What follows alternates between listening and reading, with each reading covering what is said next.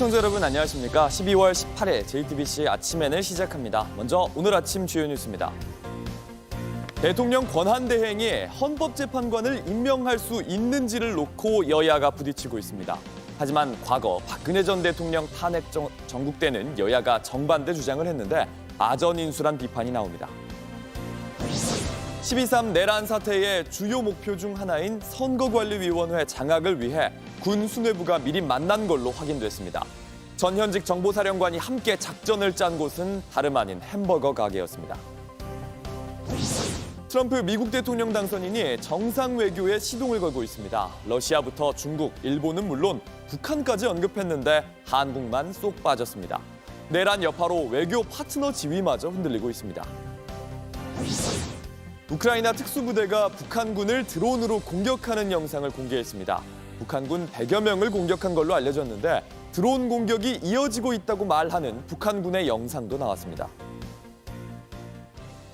대통령 탄핵을 심판할 헌법재판관 임명을 놓고 여야가 수싸움을 벌이고 있습니다. 쟁점은 권한대행에 3명의 헌법재판관을 임명할 수 있느냐 없느냐입니다. 오늘 여야 지도부가 처음으로 만나는데 양측의 입장이 조율될지가 관심입니다. 이세영 기자입니다. 박찬대 민주당 원내대표와 권성동 국민의힘 원내대표가 국회의장실에서 만났습니다. 두 사람은 곧장 현재 6인 체제인 헌법재판관 임명을 두고 맞붙었습니다. 권 원내대표는 민주당이 국회 추천 헌법재판관 후보자 3명의 임명이 불가능하다는 입장입니다. 탄핵안이 헌재에서 인용되기 전까지 한덕수 대통령 권한대행이 헌법재판관을 임명할 권한이 없다는 논리입니다. 대통령 권한대행은 대통령 고리 시에는 헌법재판관을 임명할 수 있지만 대통령 직무정지 시에는 임명할 수 없다고 봐야 합니다. 박근혜 전 대통령 탄핵 심판에서도 탄핵안이 헌재에서 최종 인용된 뒤 헌법재판관이 임명된 점도 내세웠습니다. 그러자 민주당은 터무니없는 지연작전이라고 비판했습니다. 후보 3명 모두 국회 추천 몫인 만큼 재판관 구성을 방해하는 건 내란 동조와 다를 바 없다고도 했습니다. 공석 3인은 국회의 추천 몫입니다. 대통령은 임명 절차만 진행하는 것인데 대통령 직무 정지 시 권한대행이 임명을 못한다는 것은 말장난에 불과합니다. 급기야 국민의힘은 헌법재판관 후보자 3명에 대한 인사청문회에도 들어가지 않겠다고 선언했습니다. 민주당은 국민의힘이 불참하더라도 단독으로 인사청문회를 열겠다는 계획입니다. 여야가 모두 국정 운영의 주도권을 잡기 위한 기싸움을 벌이는 겁니다. 이런 가운데 권 원내대표는 오늘 이재명 민주당 대표와 상견례에 나섭니다. 윤 대통령 탄핵 소추안 가결 이후 여야 지도부 첫 만남입니다. 오늘 회동에서는 전국 수습 방안이 논의될 것으로 보입니다. 두 사람 모두 국정 정상화에 공감하고 있지만 입장차가 워낙 큰 상황에서 조율이 가능할지 관심이 쏠리고 있습니다. JTBC 이세연입니다. 보신 것처럼 국민의힘은 권한대행은 헌법재판관을 임명할 수 없다고 주장하고 있습니다. 그런데 민주당 역시 박근혜 전 대통령 탄핵 국면에선 비슷한 논리를 폈습니다. 권성동 원내대표는 반대였는데 양측의 논리가 7년 전과 뒤바뀐 겁니다. 헌법재판소는 재판관 임명이 가능하다고 보고 있습니다. 조민준 기자입니다. 국민의힘은 대통령 거리 상태가 아니기 때문에 권한대행에 임명권이 없다고 주장합니다. 하지만 박근혜 전 대통령 탄핵 국면에선 정반대의 주장을 했습니다. 대통령 권한대행은 형식적인 임명권을 갖고 있기 때문에 헌법기관이 구성이 바로바로 충원이 되는 것이 민주국가의 기본입니다. 민주당도 입장이 바뀌었습니다. 7년 전엔 재판관 임명은 대통령 고유 권한이라고 했습니다. 대통령이 아닌 권한대행이 헌법재판소장이나 헌법재판관에 대해 임명할 수 없다는 것이 대다수 헌법학자들의 의견입니다. 지금은 추천권이 국회에 있는 만큼 권한대행이 대신 임명할 수 있다고 입장을 바꿨습니다. 이를 두고 여야가 자신들에게 유리하게 법을 해석하고 있다는 지적이 나옵니다. 임명해야 된다 안 해야 된다 정치인들이 하는 것은 어떤 자기 정파의 영향을 받은 것 같고 법적으로 볼 때는 권한대행의 범위를 넘었다고 볼 수는 없는 것 같아요. 선례를 따라야 한다는 목소리도 나옵니다.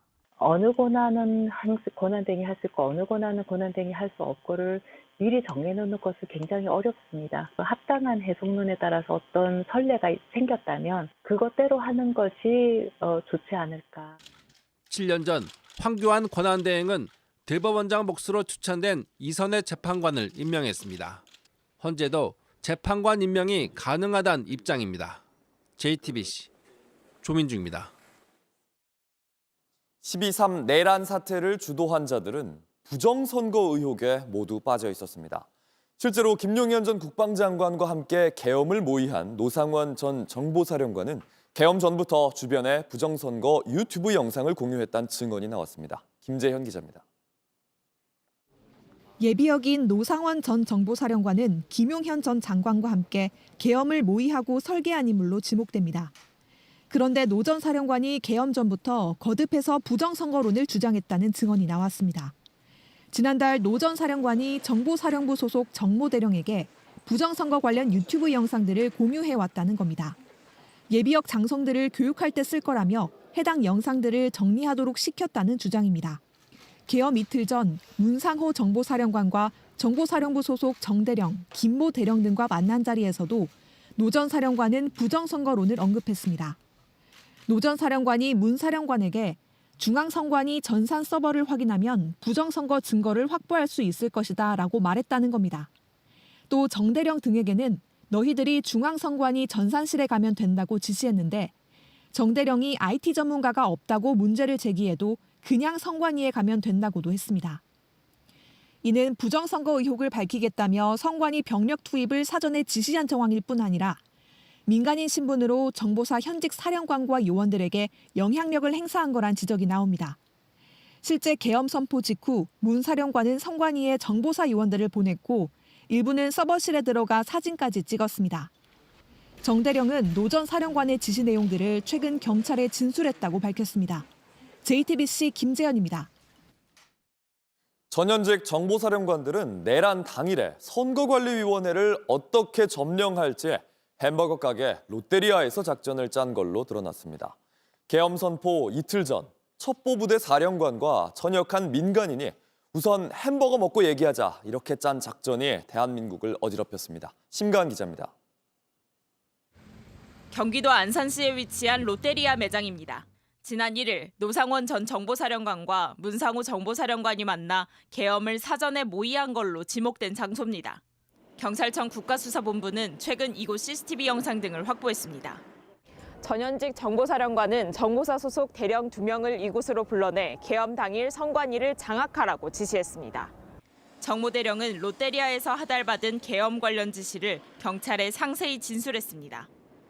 정대령은 우선 햄버거를 먹고 얘기하자더니 노 전 사령관이 문 사령관에게 중앙선관위 전산 서버를 확인하면 부정선거 증거를 확보할 수 있을 것이라 했다고 진술했습니다. 그러더니 너희들이 중앙선관위 전산실로 가면 된다 했다고도 진술했습니다. 민간인인 퇴역장성이 정보사령관과 정보사 대령들을 앉혀놓고 내란가담을 지시한 겁니다. 정대령은 햄버거를 기다리는 동안 노 전 사령관이 향후 있을 진급 인사 정보도 알려줬다고 진술했습니다. 진급에 도움을 줄 수 있을 것처럼 말하며 정보사 대령들을 동원한 정황입니다. 계엄 당일 두 대령은 햄버거를 먹으며 하달받은 지시 그대로 중앙선관위 서버실 장악을 시도했습니다. 경찰은 노 전 사령관에 대한 구속영장을 신청했습니다. JTBC 심가은입니다. 계엄이 해제된 4일 저녁 대통령 안가에선 박성재 법무부 장관과 김주현 민정수석 등이 모인 비밀 회동이 열렸습니다. 여기서 뭘 의논한 건지도 밝혀져야 하는데 참석자들이 일제히 주요 증거인 휴대전화를 교체한 걸로 확인됐습니다. 이들뿐만 아니라 내란 사태 관련자 대부분이 휴대전화부터 바꾸고 있습니다. 여도현 기자입니다. 비상계엄 선포와 해제 직후인 지난 4일 저녁 고위공무원들의 관용차 여러 대가 서울 삼청동 대통령 안가 인근에 나타났습니다. 안가 비밀회동에는 박성재 법무부 장관, 이완규 법제처장, 김주현 대통령실 민정수석 등이 참석했습니다.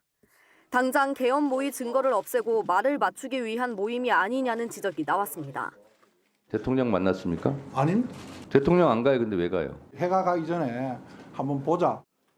국회에 나가 평범한 연말 모임이라고 해명한 날 밤 박 장관이 휴대전화를 바꾼 걸로 JTBC 취재 결과 확인됐습니다. 그 이틀 뒤인 8일에는 원래 전화기로 다시 한번 기기 변경을 했습니다. 박 장관 측은 수사가 예견되는 상황에서 쓰던 휴대전화를 내고 나면 업무 등에 차질이 있을까 봐 가족사진, 공인인증서 등을 옮겨뒀을 뿐이라고 해명했습니다. 다른 참석자들도 마찬가지입니다. 김주현 민정수석은 7일 오후, 이완규 법제처장은 14일 오후 휴대전화를 바꿨습니다. 각각 첫 번째와 두 번째 탄핵소추안 국회 표결을 앞둔 시점입니다. 동시에 안가 갔다 와서 핸드폰을 교체했다는 거예요. 왜 교체했습니까? 글쎄요. 불편한 오해를 받기 싫었습니다. 다들 증거를 인멸하려는 건 아니다라고 했지만 의심은 가시지 않습니다. 내란 범죄자들의 시간만 벌어준 셈입니다. 내란을 공모한 윗선이 도대체 어디까지 맞닿아 있는지 밝히기 위해서라도 신속한 특검 출범을 통한 진상규명이 JTBC 여도현입니다. 온라인에서 화제가 된 뉴스, 화제가 될 뉴스를 골라 전해드립니다. 아침엔 소셜픽입니다. 일부 온라인 커뮤니티에서 탄핵 집회를 지원한 연예인들을 비난하는 움직임이 일어나고 있습니다. 미국 중앙정보국 CIA에 신고하는 방법도 공유하고 있습니다. 윤석열 탄핵 찬성 리스트라며 연예인들의 얼굴과 이름을 정리해놓은 사진입니다. 아래엔 미국 CIA에 신고하라며 링크까지 달아뒀습니다. 윤석열 대통령을 탄핵하려고 한다, 연예인들을 조사해달라고 실제 신고한 글도 보입니다. 탄핵 집회를 지지한 연예인이 출연하는 브랜드, 광고하는 브랜드를 불매하겠다고 주장하기도 합니다. 그런데 6년 전에도 CIA에 반미주의자를 신고하라는 게시글이 퍼진 적 있습니다. CIA에 신고를 당하면 미국에 입국이 금지되고 자녀 유학도 어렵단 가짜 뉴스 때문이었습니다. 저희가 주한 미국 대사관 측에 물어보니 이런 정보를 파악하고는 있었는데 대응할 가치가 없다는 반응이었습니다. 무엇보다도 미국 비자나 체류 업무는 CIA가 아니라 국무부에서 합니다. 당시 취재 결과 2016년 일간베스트 사이트에 CIA 신고 인증이 시발점이었습니다. 탄핵 집회에서 공연을 했던 가수 이승환은 이런 것 말고 블랙리스트에 올려달라, 이런 반응을 남기기도 했습니다. 지난 2일 경북 포항의 한 아파트에서 아버지의 방화로 20대 두 아들이 크게 다치는 사고가 났습니다. 그 후 제발 동생을 살려달란 형의 글에 후원금이 모이고 있습니다. 방과 거실, 부엌이 검게 그을리고 녹아내렸습니다.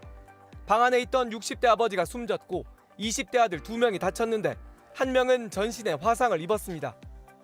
사고 약 열흘 뒤인 지난 14일 피해자인 형이 올린 글입니다.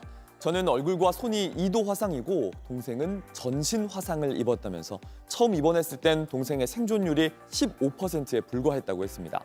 아버지의 방화로 살 집도 없어졌고 보험 혜택도 막막한 상황에서 수억 원의 치료비가 드는 피부 이식 수술을 해야 살 수 있는 상황이었습니다. 형은 동생의 목숨이 더 소중하니 지푸라기라도 잡는 심정으로 사연을 올린다고 썼습니다. 동생은 어렸을 때부터 색소폰 신동으로 불렸는데 해군 홍보대를 전역한 후 복학 준비를 하던 중이었습니다. 이 사연이 알려진 뒤에 화상 후원재단을 통해 1,100만 원이 기부됐고요. 동생과 함께 군 생활을 했던 전우들도 모금 활동을 벌인 걸로 알려졌습니다. 이후에 형은 용돈을 털어보내신 분도 계시고 점심값을 보내신 분, 또 큰 돈을 후원해 주신 분도 모두 감사드린다고 했습니다.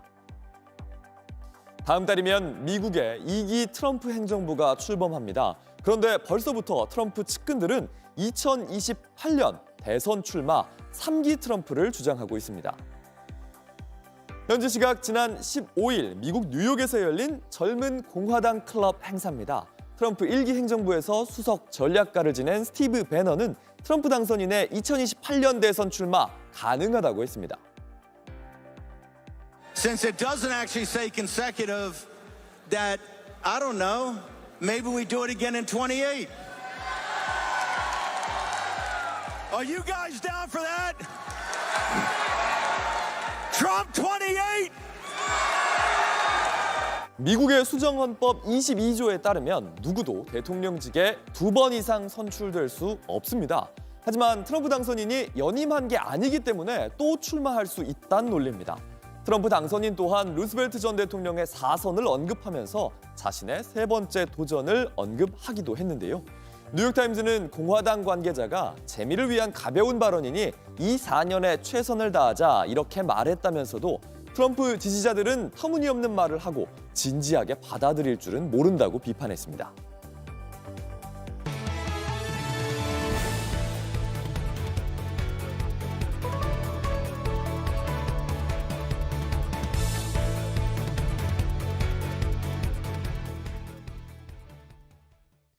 트럼프 미국 대통령 당선인이 주요국 정상들과의 관계를 일일이 언급하면서 사실상 정상 외교에 시동을 걸었습니다. 하지만 내란 사태 이후 트럼프는 우리 정부나 대통령에 대해선 한마디도 하지 않았습니다. 느닷없는 리더십 공백에 미국의 주요 외교 파트너에서도 밀리는 외교 공백까지 만들었습니다. 워싱턴 정강현 특파원입니다. 트럼프 당선인은 사실상 당선 이후 첫 기자회견에서 주요 국가 정상들을 차례로 언급했습니다. 먼저 러시아 푸틴 대통령과 종전 협상에 나서겠다고 예고했습니다.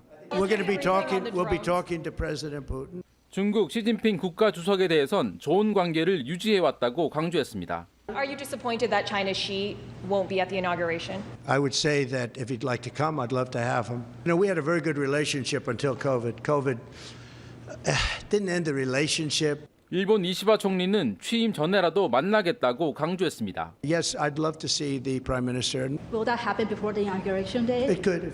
If they'd like to do that, I would. 취임 한 달을 앞두고 사실상 중국, 러시아, 일본 등 주요국 정상 외교에 시동을 건 셈입니다. 특히 트럼프는 북한 김정은 위원장에 대한 언급도 빼놓지 않았습니다. I think that was a bad thing, and that brought the Koreans in, North Korea. Another man I get along with very well. I'm the only one that does. 앞서 트럼프 인수팀이 김정은 위원장과 직접 면담하는 방안을 검토 중이라는 사실이 전해지면서 조기 북미 회담 가능성까지 거론됐지만 한국은 철저히 패싱되고 있는 상황입니다. 실제 트럼프는 전날 기자회견뿐만 아니라 당선 이후 한국 관련 언급은 거의 하지 않고 있습니다. 특히 최근의 내란 사태와 탄핵 상황에 대해선 아무런 공식 반응을 내놓지 않았습니다. 내란 여파로 리더십 공백이 커진 사이 한국은 미국의 주요 외교 파트너 지위마저 흔들리고 있습니다. 워싱턴에서 JTBC 정강현입니다. 우크라이나 특수부대가 북한군 100여 명을 드론으로 공격했다며 관련 영상을 공개했습니다. 영상은 북한군으로 보이는 병사들이 습격을 받는 모습을 공개했습니다. 한편 교전에서 생존한 북한 병사들이 러시아 병원에서 치료 중이란 보도도 나왔습니다. 눈 덮인 들판을 향해 무인기가 가로지르자 병사들이 황급히 달아납니다. 시신을 옮기는 모습도 보입니다. 우크라이나 국방부 소속 특수작전군이 현지 시간 17일 공개한 영상입니다. 이들은 러시아 쿠르스크 지역에서 북한군을 드론으로 공격했다면서 3일 동안 50명을 폭살하고 47명을 다치게 했다고 주장했습니다. 전날 키릴로 부다노프 우크라이나 국방정보국장은 미국 언론과 인터뷰에서 지난주 교전에서 북한군 200명 이상이 사망했다고 말했습니다. 우크라이나의 드론 공격에 북한군이 한국말로 상황을 전하는 모습도 공개됐습니다. 드론 계속 열어 계속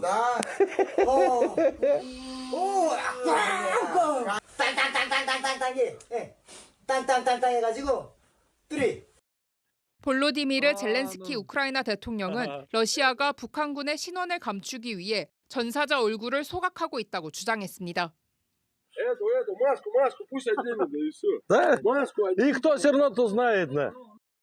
미국 정부도 일단 러시아에 파병된 북한군에 사상자가 발생했다는 부분까지는 공식 확인했습니다. 이런 가운데 부상당한 북한 병사들이 러시아 병원에 있다는 보도도 나왔습니다. 우크라이나 측 정보단체는 러시아 쿠르스크의 한 병원에서 북한군 부상병 100여 명이 치료 중이라며 함께 영상을 공개했습니다.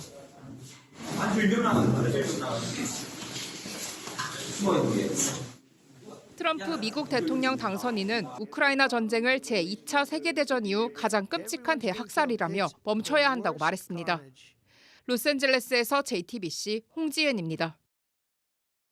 유엔에서 북한 내의 인권 침해를 규탄하는 북한 인권 결의가 20년 연속 채택됐습니다. 유엔 총회는 현지 시간 17일 미국 뉴욕에서 본회의를 열고 표결 없이 전원 동의로 북한 인권 결의안을 채택했습니다. 이번 결의는 심각한 북한의 인권 상황을 조명하고 이산가족 문제를 포함해 북한 인권 개선을 위한 조치를 촉구하는 내용을 담았습니다. 유엔 총회는 2005년부터 북한 인권 결의를 채택해 오고 있습니다. 소설가 김진명 씨와 개그맨 이혁재 씨 등 유명인들이 거액의 세금을 내지 않아 고액 체납자 명단에 이름을 올렸습니다.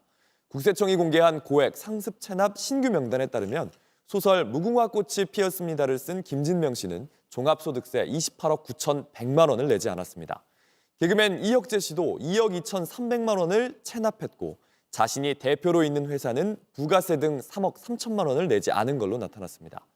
국세청에 따르면 세금 2억 원 이상을 1년 이상 체납한 신규 체납자는 9,666명으로 총 체납액은 6조 1,896억 원입니다.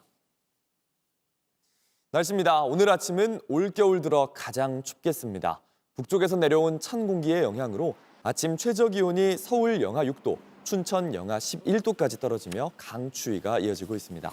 현재 경기 북부와 강원 내륙 일부에 한파주의보가 발효 중인데 한낮 기온도 전국이 0도 안팎에 머물겠습니다.